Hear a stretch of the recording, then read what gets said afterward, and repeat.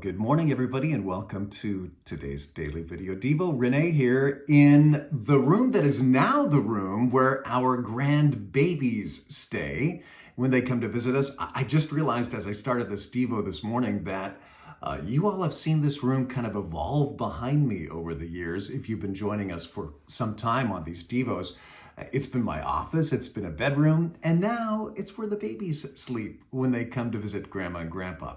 But that's not what I want to talk to you about today. In his book, Disappointment with God, Philip Yancey tells about an interesting conversation he has with a friend of his named Douglas. Now, Douglas has been through very tough times in life. A car accident due to a drunk driver has left him nearly blind and in constant pain. His wife has gone through a years-long battle with cancer, and Philip asks him, have you ever been tempted to give up on your faith? Have you ever felt angry with God or disappointed with God?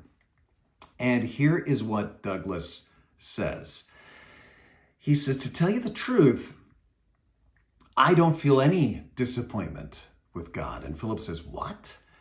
And Douglas says, yeah, I learned, listen to this, I learned not to confuse God with life. He said, we tend to think life should be fair because God is fair, but God is not life.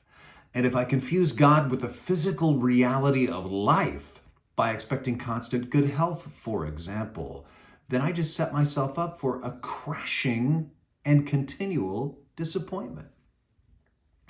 Now, I don't know what you think about that, but personally, I have returned to that thought over and over again. Don't confuse God with life.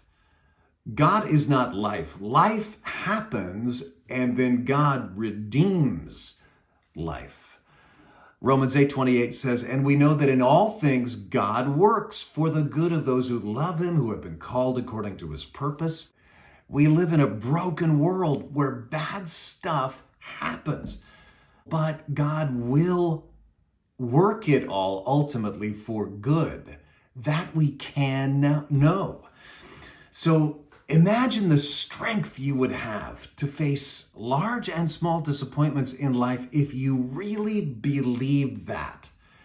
If every single time somebody did you wrong, you lost a job, your car had some trouble, you lost some money, every single thing, you knew that's just life. Life happens. But you also knew God will work even that together for good. Having that perspective is like having a superpower.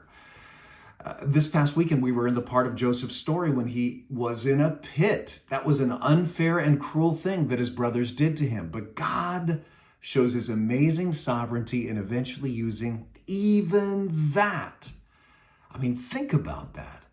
God is always at work, even through the bad things, even when we don't see him, even when we do lose faith, God is still at work.